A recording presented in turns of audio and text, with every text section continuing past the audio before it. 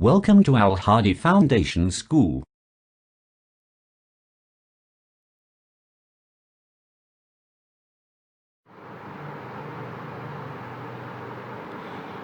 In order to study all the aspects of life, ज़िंदगी के तमाम पहलुओं को पढ़ने के लिए, उनके बारे में इल्म रखने के लिए, these divisions are further divided into different branches. तीनों बायोलॉजी की तीनों डिवीजन्स यानी ज़ूलॉजी, बॉटनी और माइक्रोबायोलॉजी को आगे फर्दर ब्रांचेस में डिवाइड किया जाता है। अब हम सारी ब्रांचेस को एक एक करके पढ़ेंगे। सबसे पहले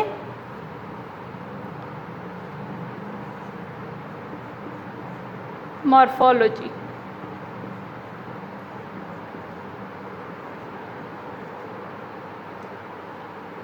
Morphology is the branch of biology which deals with the form and structure of living organisms. एक ऑर्गेनिज्म कैसा दिखता है, उसकी शेप कैसी है, वो वर्टिब्रेट है या इनवर्टिब्रेट है, उसके अलावा उसमें क्या क्या फीचर्स हैं, क्या क्या नहीं है, इसका स्ट्रक्चर कैसा है, वो लैंड लिविंग है या वाटर लिविंग है, ये सब कुछ उसकी मॉर्फोलॉजी कहलाता है।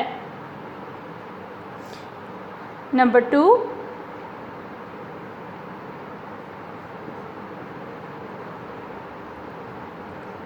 Anatomy.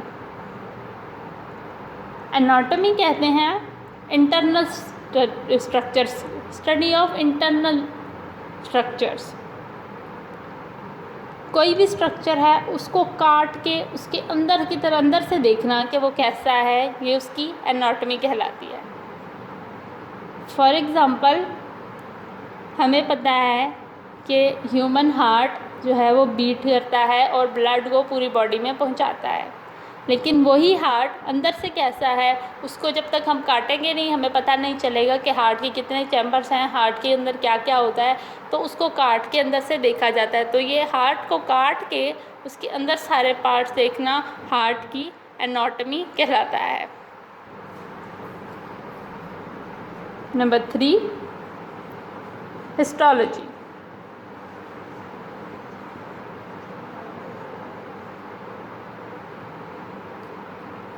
Histology microscopic study of tissues.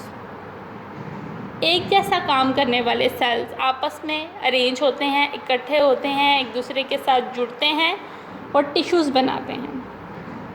In tissues की स्टडी को हिस्टोलॉजी कहा जाता है। माइक्रोस्कोप के ज़रिए से क्योंकि सेल बहुत छोटे होते हैं, अब छोटे छोटे सेल्स आपस में मिलकर टिश्यू बना रहे हैं, तो वो टिश्यू इतना बड़ा इतना नहीं होता कि हम उसको बगैर माइक्रोस्कोप के देख सकें, तो इसलिए microscopic study of tissues. Histology में हम कोई भी टिश्यू ले सकते हैं, हमारे मसल टिश्यूज़ हैं, हम उनकी स्टडी देख सकते हैं। उसके अलावा हार्ट के टिश्यूज़ कार्डियक टिश्यूज़ कहलाते हैं, हम उनकी स्टडी को कह सकते हैं हिस्टोलॉजी ऑफ कार्डियक टिश्यूज़ वगैरह। उसके अलावा नंबर 4 नेक्स्ट ब्रांच हम देखते हैं cell biology.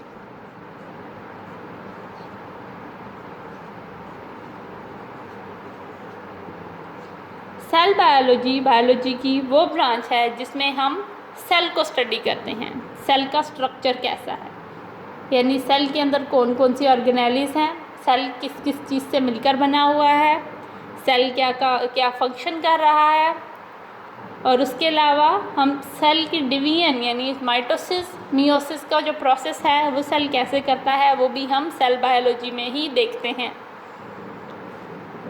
Next number 5 branch हमारे पास आती है physiology. Physiology is the branch which deals with the study of the functions of different parts of living organisms.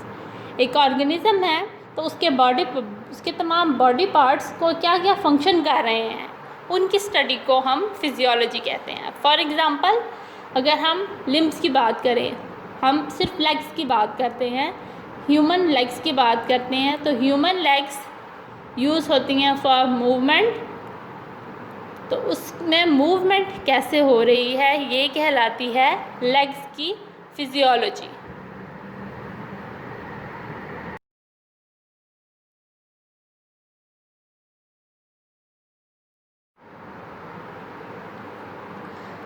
Sixth branch हमारे पास आती है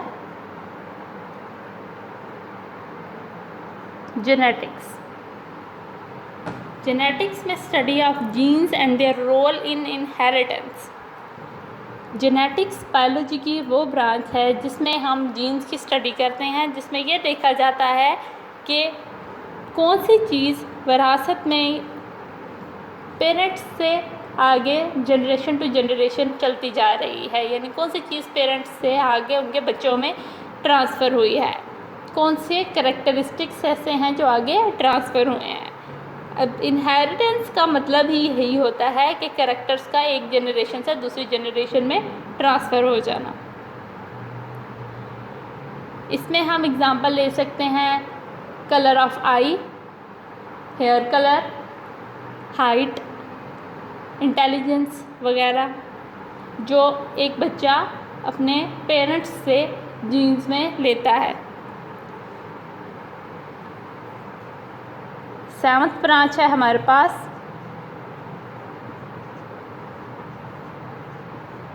एम्ब्रियोलॉजी। एम्ब्रियो कहते हैं न्यू बॉर्न को, न्यू इंडिविजुअल, बिल्कुल नए बनने वाले को। Study of the development of embryo to new individual. एक बीज से पूरा पौधा कैसे बनता है, या एक छोटे से जो है ओव्यूल से हम कह सकते हैं एक ओव्यूल किस तरह से एक पूरा इंडिविजुअल बना देता है, उसे हम उसकी स्टडी को एम्ब्रियोलॉजी कहते हैं। फॉर एग्ज़ाम्पल, अगर हम एक सीडलिंग लेते हैं, एक बीज लेते हैं और उसको ज़मीन में बो दिया जाता है और उसकी पूरी स्टडी की जाती है, उसकी ड्यूरेशन रखी जाती है, उसको रेगुलर बेसिस पे चेक किया जाता है, उसको प्रॉपर वाटर दिया जाता है, उसको खाद दी जाती है, उसको सनलाइट प्रोवाइड की जाती है जितनी उसको ज़रूरत है, तो वो कितने टाइम में एक पूरे प्लांट में चेंज हो जाएगा, उसकी स्टडी एम्ब्रियोलॉजी कहलाएगी। नंबर 8 हमारे पास आ जाती है टैक्सोनॉमी।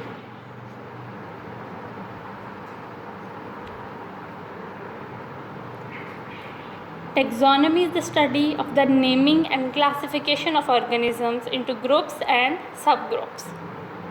तमाम organisms को साइंटिफिक नेम्स देने के लिए उनको ग्रुप्स और फिर उन ग्रुप्स को आगे फर्दर सब ग्रुप्स में डिवाइड करने का जो प्रोसेस होता है वो टैक्सोनॉमी कहलाता है।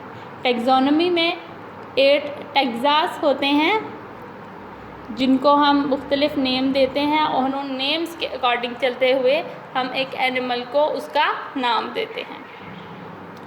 नंबर 9 पे हमारे पास ब्रांच आती है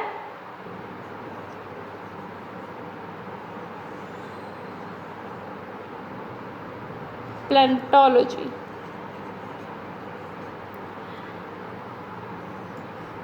प्लैनेट की स्टडी यानी फॉसल्स की study.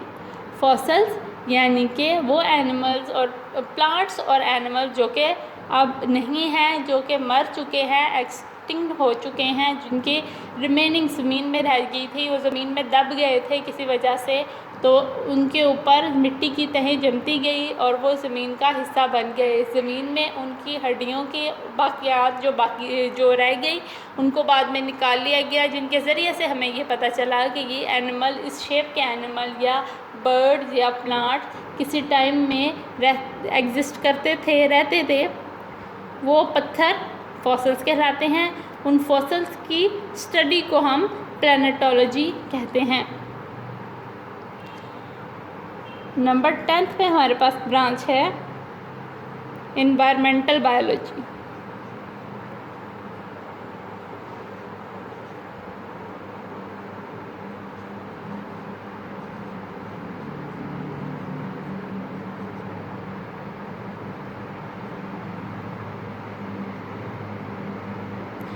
Environmental biology is the study of the interaction between organism and their environment. Environmental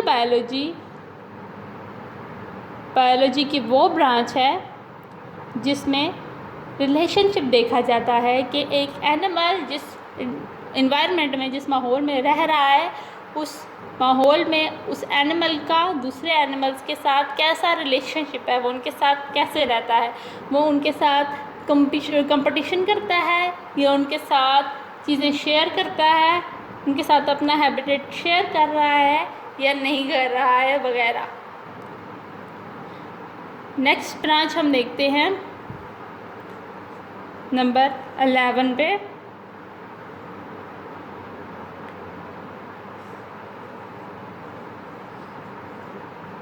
सोशियोबायोलॉजी।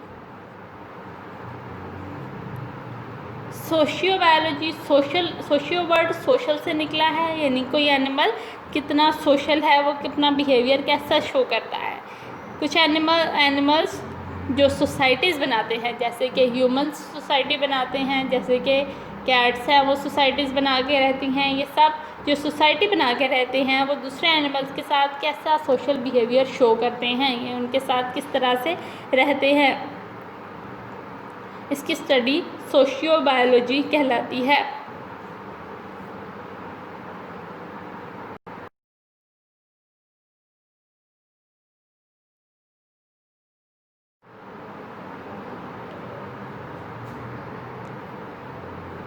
Number 12 parasitology.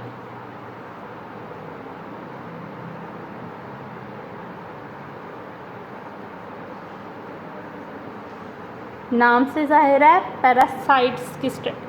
Parasitology वो ब्रांच है जिसमें हम पैरासाइट्स को स्टडी करते हैं। पैरासाइट्स यानी कि वो ऑर्गेनिजम्स जो कि दूसरे लिविंग ऑर्गेनिजम्स से फूड लेते हैं, शेल्टर लेते हैं, उनको अपना होस्ट बनाते हैं, लेकिन बदले में उनको सिर्फ हार्म देते हैं, नुकसान पहुंचाते हैं।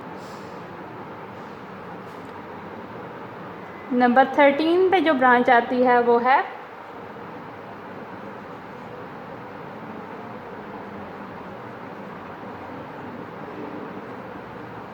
बायोटेक्नोलॉजी।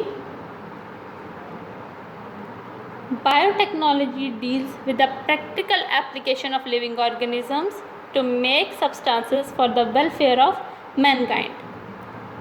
बायोटेक्नोलॉजी वो ब्रांच है जिसमें प्रैक्टिकल करके एनिमल्स से निकलने वाली चीज़ों, एनिमल से हासिल होने वाली चीज़ों को ह्यूमन वेलफेयर के लिए, इंसानों के फ़ायदे के लिए इस्तेमाल किया जाता है।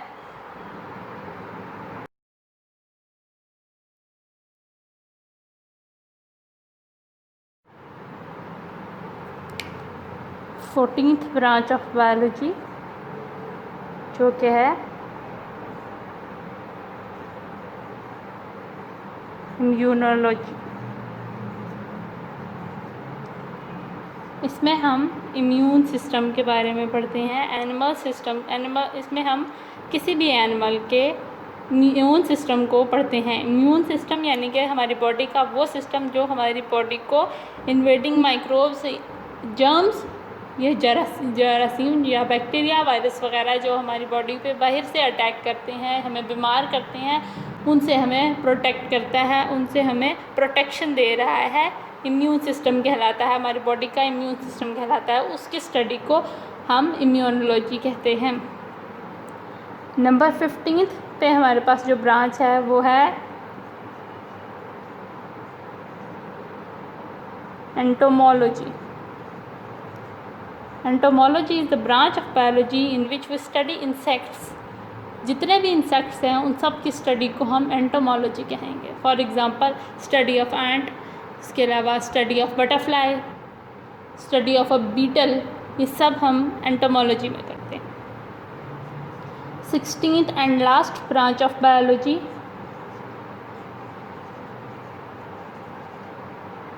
फार्माकोलॉजी। फार्माकोलॉजी फार्मेसी से रिलेटेड है। ये ड्रग्स की स्टडी होती है और उन ड्रग्स के बॉडी के ऊपर, बॉडी सिस्टम्स के ऊपर क्या इफ़ेक्ट होंगे उस चीज़ से रिलेटेड होती है।